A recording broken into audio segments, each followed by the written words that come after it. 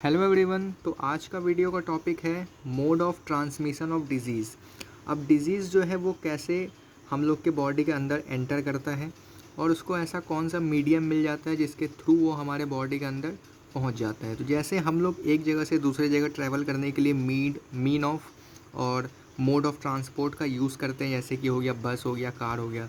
तो हम लोग एक साधन लेते हैं जिसके मदद से हम लोग पहुँचते हैं किसी अपने लोकेशन पे। उसी प्रकार जो डिज़ीज़ होता है उसको भी एक साधन चाहिए ट्रांसपोर्ट होने के लिए एक जगह से दूसरे जगह, यानी कि हमारे बॉडी में अगर उसको एंटर करना है तो उसको एक मीडियम चाहिए। ठीक है, एक मतलब कि ठाल चाहिए जिसके वजह से वो हमारे बॉडी में एंटर कर जाए। तो वो ठाल क्या हो सकता है? तो वो ठाल हवा हो सकता है, पानी हो सकता है, खाना हो सकता है, या वेक्टर्स, या और भी बहुत सारे फिजिकल कॉन्टैक्ट्स। ठीक है, जिसके वजह से जो डिज़ीज़ है वो हमारे बॉडी के अंदर पहुंच जाता है। डिज़ीज़ आखिरकार क्या है? तो डिज़ीज़ जो है वो पैथोजेंस होता है। पैथोजेंस मतलब बैक्टीरिया। जो बैक्टीरिया है उसी के वजह से हम लोग को डिज़ीज़ हो सकता है, बीमारी हो सकता है। ठीक है, अब ऐसा ही बहुत सारा इन्फेक्टियस डिज़ीज़ है जो डायरेक्टली एक पर्सन से दूसरे पर्सन में इन्फेक्ट होता है। ठीक है, और उसी प्रकार के डिज़ीज़ को हम लोग क्या बोलते हैं? कम्युनिकेबल डिज़ीज़ बोलते हैं, यानी कि कांटेक्ट में रहने की वजह से जो डिज़ीज़ फैलता हो उसको कम्युनिकेबल डिज़ीज़ बोलते हैं। और अगर हम लोग कांटेक्ट में नहीं है, कोई फिज़िकल कांटेक्ट नहीं है कोई भी एक बॉडी में या कोई भी दो सब्सटेंस के बीच में, तो उसके जो बीच में जो डिज़ीज़ का ट्रांसफ़र होगा वो इनडायरेक्टली, यानी कि नॉन कम्युनिकेबल डिज़ीज़ होगा। ठीक है, अब हम लोग बात करेंगे कि mode of transmission of disease कितने पार्ट्स में कैटेगराइज्ड है। तो पहला दो पार्ट है डायरेक्ट मोड और इनडायरेक्ट मोड। हम लोगों ने डायरेक्ट मोड में क्या पढ़ा? डायरेक्ट मोड में हम लोग क्या जानते हैं कि जो सर्टेन डिजीज़ है वो एक पर्सन में तभी आ सकता है जब वो कोई ऐसे चीज़ के कांटेक्ट में हो या एक ऐसे सब्सटेंस के कांटेक्ट में हो जिसके ऊपर पहले से वो पैथोजेंस प्रेजेंट है, यानी कि वो बैक्टीरिया उस बॉडी के ऊपर या किसी भी पर्सन के अंदर पहले से प्रेजेंट है। अगर हम लोग उसको छूते हैं या अगर हम लोग उसके आसपास भी रहते हैं तो हम लोगों को क्या होगा? डायरेक्ट मोड या डायरेक्ट कांटेक्ट से हम लोग के अंदर वो डिज़ीज़ पहुंच जाएगा। ठीक है, अब डायरेक्ट मोड का एग्जांपल कैसे हम लोग समझे? अगर मान लिया जाए कि हम लोग एक ऐसे इंसान के पास खड़े हैं जो बहुत समय से छींक रहा है या खांस रहा है, जिसको बहुत सीवियर कोल्ड है। ठीक है, तो उसके बॉडी के अंदर कुछ न कुछ ऐसे बैक्टीरिया प्रेजेंट है। अब जैसे वो छींकेगा तो उसके मुंह से जो वाटर ड्रॉपलेट्स निकलेगा वो हवा में जो एयर मॉलिक्यूल्स है उसके साथ कॉम्बाइन हो जाएगा, और एयर मॉलिक्यूल्स तो हवा में कहीं ना कहीं रैंडमली मूव करेगा। अगर वही हम लोग उसके नज़दीक खड़े रहेंगे तो हमारे नाक के थ्रू वो हमारे अंदर एंटर करेगा। इसी प्रकार जो डिज़ीज़ है वो हमको भी इन्फेक्ट कर सकता है। तो ये हो गया डायरेक्ट मोड में, जिसमें ब्लड टू ब्लड भी हो सकता है। ब्लड टू ब्लड कैसे होगा तो वो भी समझा देते हैं। मान लिया जाए कि हम लोग एक बार्बर के शॉप पे गए। ठीक है, गलती से उसका जो रेज़र है वो हमारे गर्दन पे गलती से हल्का सा खरोच लग गया। ठीक है, तो उसकी वजह से हमारे गर्दन से जो ब्लीडिंग निकला। ठीक है, अगर मान लिया जाए वो बार्बर के पास जो भी गया होगा, अगर वो बाल कटवा रहा है और वो एक इन्फेक्टेड पर्सन है किसी भी बीमारी से, अगर उसका ब्लड उसके रेज़र में लग गया, बार्बर के रेज़र में, और उसी रेज़र से अगर किसी दूसरे पर्सन को यूज़ किया और गलती से अगर उस पर्सन का भी मतलब कि हल्का सा गर्दन में अगर कट लग जाता है तो उसका ब्लड और जो पहले वाले इन्फेक्टेड पर्सन का जो ब्लड था दोनों मिक्स कर जाएगा, और गलती से अगर उसके ब्लड के अंदर वो बैक्टीरिया एंटर कर गया तो उसको भी वो बीमारी हो सकता है। तो ब्लड टू ब्लड कांटेक्ट में इसी प्रकार बीमारी फैलता है।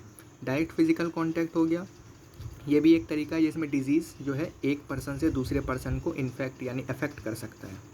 अब बात करेंगे इसमें कौन सी बीमारियां हो सकती है। तो पहली बीमारी है स्वाइन फ्लू। खांसने छींकने ज़्यादातर इसी सब में होता है। रिंग वॉर्म, बहुत सारे मतलब कि लोगों को ये बीमारी होती है, वो भी ज़्यादातर जब कोई लोग अपने आप को साफ़ सुथरा नहीं रखते हैं तो रिंग वॉर्म जैसी बीमारी हो सकती है। ठीक है, कंजक्टिवाइटिस। तो ये सब बीमारियां हैं डायरेक्ट कॉन्टैक्ट यानी डायरेक्ट मोड ऑफ ट्रांसमिशन में। अब हम लोग बात करेंगे इनडायरेक्ट मोड में, यानी कि इनडायरेक्ट तरीके से कौन सी बीमारियां फैल सकती है। तो पहला है थ्रू वेक्टर्स, यानी कि ऐसे कीड़े मकोड़े या ऐसे mosquitoes, house flies, cockroach, rat या और भी बहुत सारे वेक्टर्स जो इनडायरेक्टली बीमारी को फैलाता है ह्यूमंस में। ठीक है, दूसरा तरीका है कंटामिनेटेड फूड और एयर एंड वाटर। इन दोनों के बारे में हम लोग डिस्कस करेंगे अच्छे तरीके से नीचे में। अब चलते हैं हम लोग अपने नेक्स्ट टॉपिक के ऊपर, यानी कि रास्ता क्या है, पाथवेज टू द पैथोजन, मतलब कि जो बैक्टीरिया ट्रैवल करता है उसका रास्ता क्या है इनडायरेक्ट वेज में। तो उसका पहला रास्ता है एयर। ठीक है। अब एयर में हम लोगों को पता है कि बहुत सारा डस्ट पार्टिकल भी होता है, बहुत सारा ऐसा बीमारी भी होता है या बहुत सारा माइक्रो ऑर्गेनिज्म भी होता है जो डिजीज़ फैला सकता है। अब मान लिया जाए कि एक डिजीज्ड पर्सन है, वो कफ या स्नीज या बात कर रहा हो, ठीक है, तो उसके मुंह से जो निकला हुआ बैक्टीरिया होगा वो पूरे हवा में एक्सपेल्ड हो जाएगा, फैल जाएगा। तो जब भी वो वाटर मॉलिक्यूल्स जो हवा में मतलब कि जो प्रेजेंट है, वो एक तो पूरा हवा को क्या करेगा, एक तरीके से अफेक्ट करेगा, ठीक है। हवा में क्या हो गया, बैक्टीरिया पहुंच गया इन्फेक्टेड पर्सन का। अगर उसके आसपास कोई और पर्सन प्रेजेंट है, अगर वो उसके सामने सांस ले लिया या गलती से उसका मुंह ओपन रह गया, तो उसके मुंह के अंदर एंटर कर जाएगा वो एयर। अब जैसे वो मुंह के अंदर एयर एंटर किया तो उसको भी वो बीमारी तुरंत अटैक करेगा। तो इस प्रकार की जो बीमारियां होती है उनको हम लोग क्या बोलते हैं, एयर बॉर्न डिजीज़, यानी हवा से होने वाली डिजीज़। तो इनमें कॉमन कौन कौन सा बीमारियां होती हैं, तो पहली बात है कॉमन कोल्ड, नॉर्मल सा सर्दी, चिकन पॉक्स, स्मॉल पॉक्स, ये सब भी एक तरीके का बीमारी है जो एयर के थ्रू इनडायरेक्ट वेज में एक पर्सन से दूसरे पर्सन में इन्फेक्ट हो सकती है, ठीक है। दूसरा मोड है वाटर और फूड के थ्रू, यानी कि हम लोग अगर कंटामिनेटेड फूड और वाटर को कंज्यूम कर लेते हैं, जब भी अगर गंदा पानी या गंदा खाने को हम लोग कंज्यूम करते हैं तो उससे जो होने वाली बीमारी होती है उसको हम लोग बोलते हैं फूड बॉर्न डिजीज़, यानी फूड में पैदा हुआ बीमारी, ठीक है। अब हम लोग ये बात करेंगे आखिरकार ये होता कैसे है, ठीक है। अब मान लिया जाए अगर कोई पर्सन पहले से किसी बीमारी से अफेक्टेड है, ठीक है, अगर उसका हम लोग कोई जूठा खाना खा लेते हैं या जूठा पानी उसी का किया हुआ हम लोग अगर पी लेते हैं तो उससे भी उसका बीमारी हम लोग को लग सकता है। इसलिए बोला गया है कि जो इन्फेक्टेड पर्सन होता है या जो बीमार पर्सन होता है उससे हम लोग थोड़ी दूरी में रहें और उसके द्वारा यूज़ किए हुए थिंग्स को हम लोग अपने यूज़ में ना लाएँ, ठीक है।